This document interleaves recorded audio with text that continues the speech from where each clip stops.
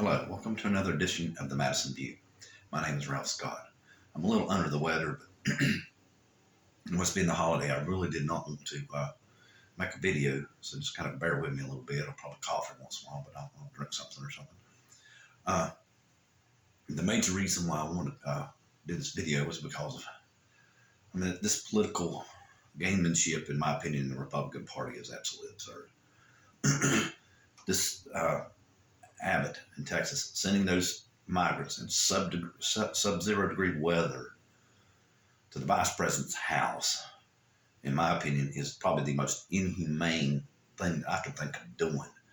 I understand what he's trying to do. He's trying to make a political statement so everyone sees that immigration is a problem, but I think everyone knows that immigration is a problem because, we have a great country, okay?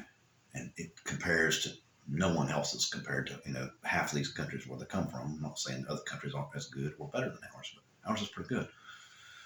Okay, especially where these people come from. I read the statistics and everything. There's been 1.7 million arrests, and it's on pace to be 2 million by the end of the year, which would be this month and this day probably. Okay, but repeat arrests are up. I forgot the exact percentage, but basically the number is probably not as high as 2 million. It's probably closer to like 1.5 or something like that. I don't know. It could be even lower than that because people are just, once they get sent back over the border, they'll turn around and come right back. But can you blame them? From the way I read it is these people are coming from Nicaragua and Cuba. They're failed communist regimes in Venezuela. There is really no life down there. It's hard to provide for your family, in a third world country. And I can understand why they're doing it myself. In one way it doesn't bother me, in one way it does. I don't know, what do you say? What do you say to a person who wants to come up here so he can make a living for his family and for himself and feed himself so he don't die or starve or get thrown in jail? Seriously, what can you really say? And Abbott's just made a political statement out of this. He's took innocent people, and yes, I know they're illegal, so not innocent in one way, but they are innocent and naive politically because they do not know that Abbott's trying to use them as a pawn in his political game to make the Democratic Party and Amelia Harris look like she don't know what she's doing. I almost said something else.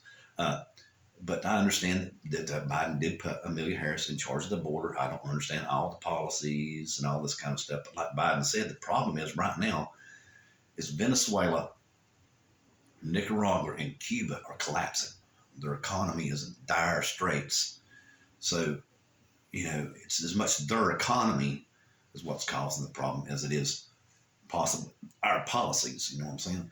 So, but it's just, in my opinion, it's just inhumane to set somebody on the street when the temperature is below zero. It's just wrong. I can't think of a worse thing to do, in my opinion. It's a hypocrite, in my opinion. Okay, let's get into this. Let me get something to drink here. I won't do that too much.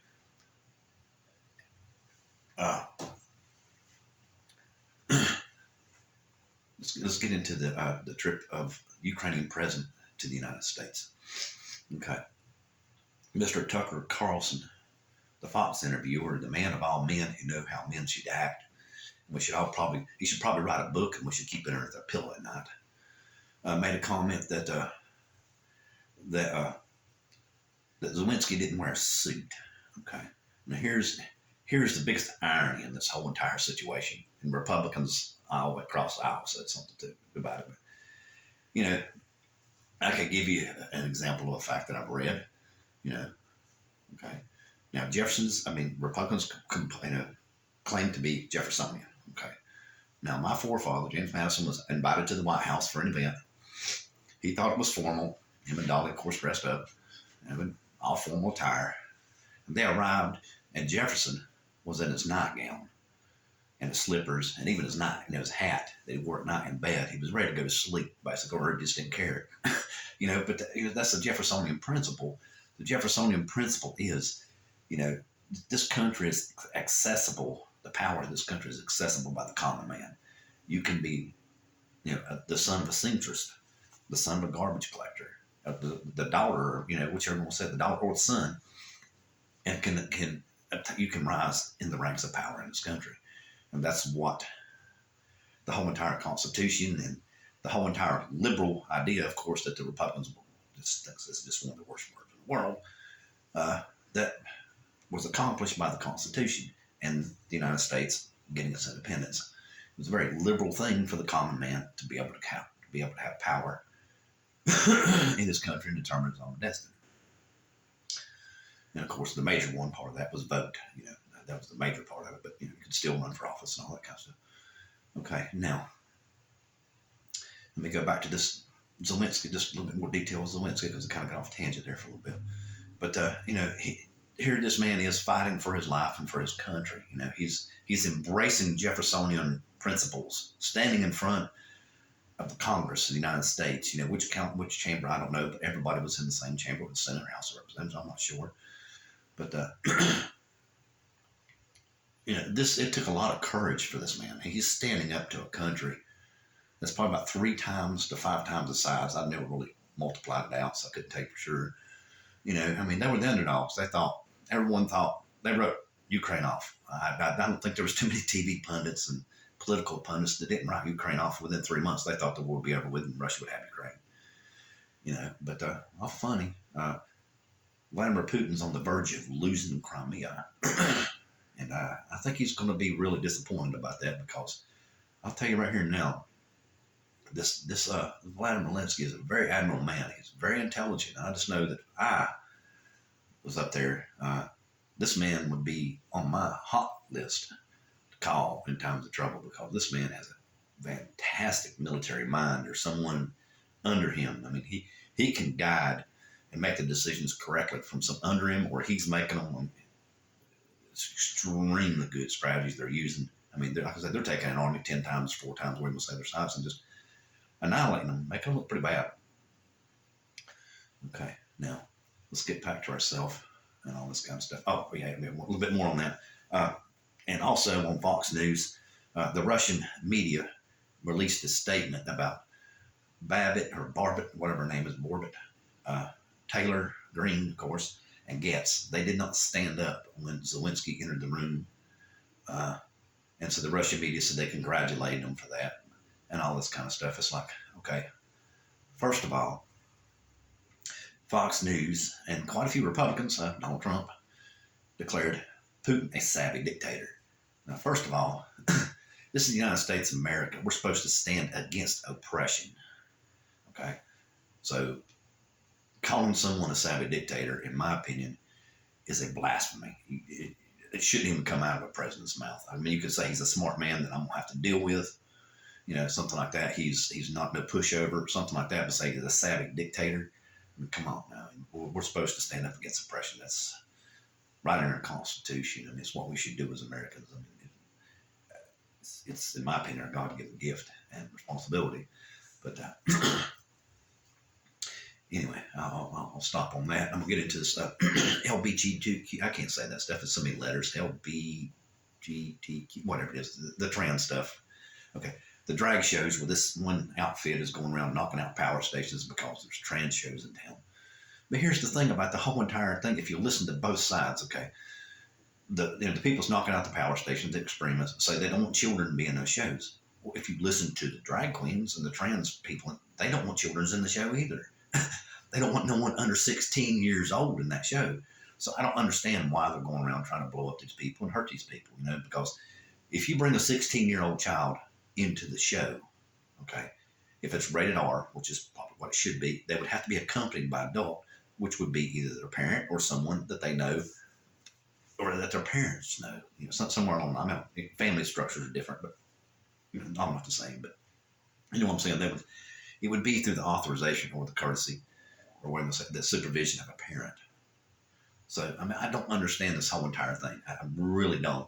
Why are you trying to save me? I've never asked anyone of you to ever step out there and try to save me from this.